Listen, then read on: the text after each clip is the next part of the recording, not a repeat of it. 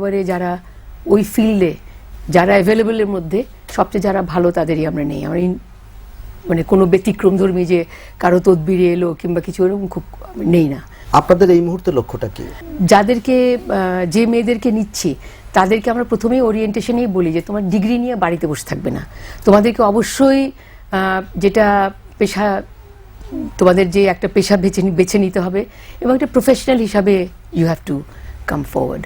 যে জাস্ট একটা ডিগ্রি নেওয়ার জন্য আমি আর কিছু করার নেই, কাজে আমি অ্যাফোর্ড করতে পারি, আমি ডিগ্রিটা নিয়ে নিলাম, সেরকম না। সেরকম যেন না হয়। সেই ক্ষেত্রে আপনাদের কার্যক্রমটা কি? মানে আপনারা কি ক্যারিয়ার কাউন্সেলিং করেন বা আপনাদের? ক্যারিয়ার কাউন্সেলিং তো করব যখন পাশ করবে তারপরে।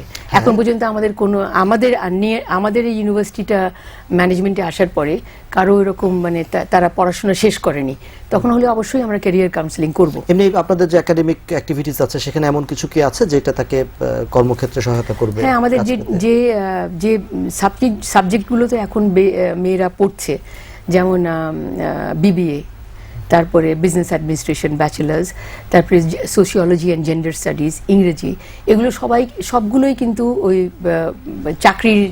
চাকরির ক্ষেত্রে তাদের সাহায্য করবে বলেই তারা, সেই জন্যই তারা এগুলো নেয়। আমাদের আরও মেলা কতগুলো সাবজেক্ট আছে যেগুলোর পারমিশন নেওয়া আছে, কিন্তু সেটা পড়ে না, কারণ মেয়েরাও মনে করে, তাদের গার্জিয়ানরাও মনে করে যে নিজের পয়সা খরচ করে যেটা পড়বো সেটা যেন একটা চাকরি পায়। আমি ঠিক সমালোচনার অর্থে বলছি না, এত জায়গা থাকতে আপনারা এরকম যানজট সংকুল ঢাকা শহরের একদম পূর্ণ প্রান্তে ইউনিভার্সিটিটা করলেন কেন? আরকে মিশন রোড, প্রথমত আরকে মিশনটা রোডে আমাদের টেম্পোরারি, এটা আমাদের পার্মানেন্ট স্থান না। আমাদের যেখানে ইউনিভার্সিটিটা বহুতল ভবনে হচ্ছে সেটা হচ্ছে ৬ নম্বর হাটখোলা রোড, সেটা একদম একেবারে পুরনো ঢাকা আর নতুন ঢাকার একেবারে ঠিক মাঝখানে, মোহনাতে একেবারে। তো সেখানে আমাদের প্ল্যান আছে যে ওইখানে ১৬ তলা বিল্ডিং হবে এবং সেখানে যতটুকু জমি আমরা অ্যাভেলেবল তার মধ্যে we will try to make the best use. নিজস্ব জমি, এটা নিজস্ব জমিতেই আমাদের ভবন হচ্ছে এবং সেখানে আমরা তো ইচ্ছা আছে যে মেয়েদের জন্য যা যা ফ্যাসিলিটিস দরকার, ইনক্লুডিং একটা জিম, একটা ফ্লোরে শুধু একটা জিমই থাকবে, অডিটোরিয়াম, তারপরে ল্যাবস, বিভিন্ন ধরনের ল্যাবস, এগুলো সব ওইখানে হবে। তো কাজেই বাইরে হয়তো বিরাট মাঠ থাকবে না, কিন্তু আমরা ইচ্ছা আছে যে ওই বিল্ডিংয়ের মধ্যেই আমরা সব কিছুর ব্যবস্থা করে দেব। এবং পুরনো ঢাকায় কেন দুটো জিনিস আমরা একেবারে আমরা ডিটারমিন যে এইভাবেই থাকবে। একটা হলো যে সেন্ট্রাল উইমেন্স ইউনিভার্সিটি মহিলাদের ইউনিভার্সিটি থাকবে, নারীদের ইউনিভার্সিটি থাকবে, কারণ আমরা এখন যে মেয়েদের পাচ্ছি এরা আমার কাছে মনে হয় অনেকেই, যদি আমাদের এই মেয়েদের ইউনিভার্সিটি না থাকতো ওদের পড়া হতো না, ওদের হায়ার স্টাডিজ হতো না। আর দ্বিতীয়ত পুরানো ঢাকায় কিন্তু কোনো ইউনিভার্সিটি নাই, একমাত্র জগন্নাথ ইউনিভার্সিটি আছে। তো আমাদের যখন জায়গার একটা ক্রাইসিস যাচ্ছিল, অনেকেই আমাদের বলেছে আপনারা আশুলিয়ায় চলে যান, আপনারা বাড়িধারার পরে চলে যান, বাড্ডায় চলে যান, কিন্তু সেটা তো সমস্যার সমাধান হচ্ছে না। সবাই যদি ওদিকে চলে যায়, এখন তো ধানমন্ডিতে বহু ইউনিভার্সিটি, কিন্তু এত একটা জায়গায় ক্রাউডেড, অথচ এইদিকে কিছুই নেই। তাই আমার মনে হয় যে ওই পুরনো ঢাকাটা খুবই আমাদের সব দিক দিয়েই বঞ্চিত। স্টুডেন্টদের মূলত কোথা থেকে আসছে তারা? এরা নারায়ণগঞ্জ পর্যন্ত, আমাদের টিচারও আছে যারা নারায়ণগঞ্জ থেকে আসে। তো নারায়ণগঞ্জ, লক্ষ্মীবাজার, ড্যামরা, সদরঘাট, ইসলামপুর, তাঁতিবাজার, এইসব এলাকা থেকে। স্পর্শকাতর একটা প্রশ্ন করি, সেটা হচ্ছে প্রাইভেট ইউনিভার্সিটি মানে ব্যাপক খরচের ব্যাপার, যেমন আমি আমার স্টুডেন্ট লাইফে ভাবতে পারতাম না। তো আপনাদের ইউনিভার্সিটি খরচ কেমন কম্পেয়ার টু আদার্স? খুবই কম, কারণ আমরা তো এটাকে লাভজনক ব্যবসা হিসাবে দেখি না, এবং এটাতে আমাদের কোনো পার্টনার্স নাই। আমরা শুধু আমরাই মানে কাজী ফার্মস গ্রুপ এটার ফাইন্যান্স করছে, তো এরাই এটাকে ফাইন্যান্স করছে। এর মধ্যে আর বাইরের কোনো লোক নাই, যাতে একটা চাপ থাকে অনেক সময়। আমি শুনেছি ওদের কাছে যে যারা অন্যান্য মানে ওটার মধ্যে পুঁজি রিটার্নটা দেখতে চায় খুব তাড়াতাড়ি, এবং শিক্ষা প্রতিষ্ঠানে তো ওইভাবে আসবে না। তো কাজে আমরা অলরেডি আমাদের 2010 থেকে আমরা চালু করেছি, এখন 4 বছর পড়েছে। এই মুহূর্তে স্টুডেন্ট কতজন? আমাদের 184 আজকে পর্যন্ত। আমরা শুরু করেছি 4 জন নিয়ে। তো কাজেই আমার কাছে হোপফুলি মনে হয়, খুব খারাপ মনে হয় না।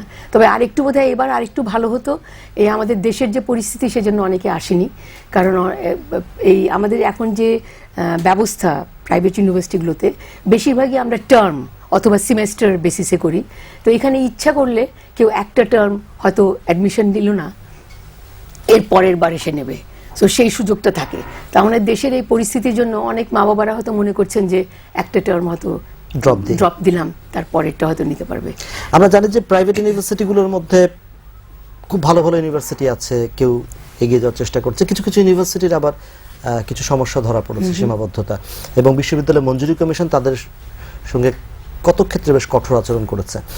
তো বিশ্ববিদ্যালয় মঞ্জুরি কমিশনের যে এই যে নিয়ন্ত্রণ বা শুনতে খারাপ লাগতে পারে কখনো কখনো খবরদারি, এর বাইরে আপনার বিশ্ববিদ্যালয় মঞ্জুরি কমিশনের কোন ধরনের ভূমিকা প্রত্যাশা করেন যেটা ইউনিভার্সিটিকে আগিয়ে নিতে সাহায্য করবে, স্পেশালি আপনার ইউনিভার্সিটি? কিছুটা নিয়ন্ত্রণ তো একদম দরকার, কারণ যেমন পাবলিক ইউনিভার্সিটিগুলোতে ওই ইউজিসি থেকে একটা, যেহেতু তারা তো ইউজিসির মানে সরকারি টাকাতেই চলে, কাজে সব কিছুর উপরেই তাদের নিয়ন্ত্রণ আছে এবং থাকা উচিত, কারণ তারাই তো ফাইন্যান্সার। আমাদের সেটা নেই, কিন্তু তা হলেও আমার মনে হয় একটা ওভারঅল যেন একটা মান সম্মত থাকে, সেটার জন্য কিছুটা কন্ট্রোল দরকার। কিন্তু অনেক সময় হয় যে আমাদের যেমন যেভাবে আমরা আমাদের যেভাবে আমাদের কি বলবো নিয়ন্ত্রণটা মাঝে মাঝে একটু অধিক মাত্রায় মনে হয়, কারণ প্রত্যেকটা জিনিস স্যাংশন করার আগে আমাদের একটা নতুন ডিপার্টমেন্ট খুলবো কিংবা একটা সাবজেক্ট বা একটা যে কোনো আমার মনে হয় ডেভেলপমেন্টের জন্য যা দরকার একটা একটা ওইটা একটা বাধা, মানে একটা প্রসেস। কাজে আরেকটা এমনিতেই আমরা আমাদের মতন স্টার্ট আপ ইউনিভার্সিটি আমরা বেশ হিমশিম খাচ্ছি সবকিছু সব দিক রক্ষা করতে, সেখানে আবার আরেকজনের জন্য ওই ইউজিসিতে যাওয়া আসা, এটাও একটা বিরাট একটা জিনিস। আমরা একদম শেষ দিকে চলে এসেছি, আপনার বিশ্ববিদ্যালয়ে কোনো একটা সাফল্যের কথা বলেন। সাফল্যের কথা, এই যে 4 থেকে 184 এসছে 3 বছরে, আমার কাছে এটা ভালোই মনে হয়, খারাপ মনে হয় না। অন্য কোনো বিশ্ববিদ্যালয়ের সঙ্গে কোনো আমাদের সেটাই আমি বলতে চাচ্ছি যে আমরা এইবার আমরা একটি মেয়েকে আমাদের স্কলারশিপ দিয়ে পাঠিয়েছি ব্র্যাক ইউনিভার্সিটিতে। সে গত বছরও একটা কোর্স করেছে, কারণ এই বছর ব্র্যাক ইউনিভার্সিটিতে মার্কিন যুক্তরাষ্ট্রের টাফটস ইউনিভার্সিটির সাথে ওইখানকার ইতিহাস বিভাগের সাথে একটা ইতিহাসের কোর্স হচ্ছে। তো সেখানে আমিও একজন ইনস্ট্রাক্টর, এবং সেজন্য এই সুযোগটা আমি পেয়েছি যে আমাদের একটি মেয়েকে ওই কোর্সে আমরা ফান্ড করে দিলাম। এর আগে এইটার জন্য একটা কোয়ালিফাইং কোর্স ছিল, সেইটাতেও সেই মেয়েটি গেছে, ওখানে খুব ভালো করেছে, এবং এইবারও সে এই কোর্সটা করতে পেরেছে। হ্যাঁ, তো কাজে সেও খুব খুশি, আমরাও খুব খুশি যে দেখা যাক এরপরে হয়তো আমরাও এরকম কিছু করতে পারি। আপনাদের যে ইনিশিয়েটিভটা বেশ সাহসী পদক্ষেপ, বিজনেস পার্সপেক্টিভ থেকে হয়তো খুব সম্ভাবনাময় মনে হচ্ছে না এই মুহূর্তে। না, একেবারেই না। আপনি যেভাবে বলছেন যে আমাদের যে মেয়েরা ইউনিভার্সিটিতে আসার কথা ছিল না তাদেরকে আপনারা আনতে সক্ষম হয়েছে, আমার তো সেটা মনে হয়, সেটাই আমাদের খুব ভালো লাগে যখন দেখি যে নারীর উচ্চ শিক্ষা, নারীর ক্ষমতায়ন, এই সমস্ত দিকে আপনাদের সাফল্যের আরো সুন্দর সুন্দর তথ্য আমরা ভবিষ্যতে জানবো প্রত্যাশা করি। আপনাকে অনেক ধন্যবাদ আসবার জন্য, সময় দেওয়ার জন্য।